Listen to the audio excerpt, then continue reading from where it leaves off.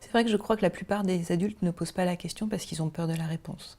Et qu'effectivement, si on pose une question, on va avoir une réponse qui peut potentiellement être une réponse que l'enfant vit des violences. C'est pas facile. C'est pas facile du tout.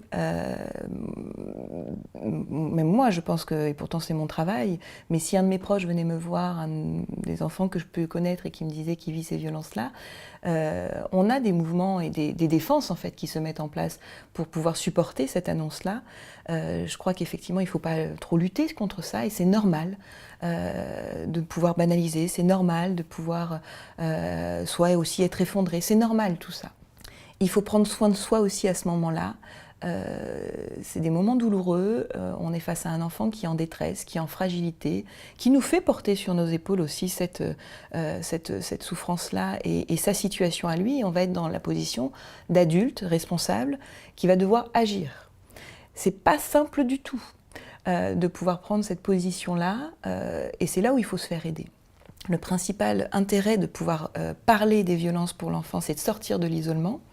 Mais pour les adultes, c'est pareil, c'est-à-dire que quand un adulte a connaissance de ces violences-là, ce qu'il faut, lui, c'est qu'il sorte de cet isolement aussi, parce que la violence isole de base. C'est son phénomène, c'est son mécanisme à elle.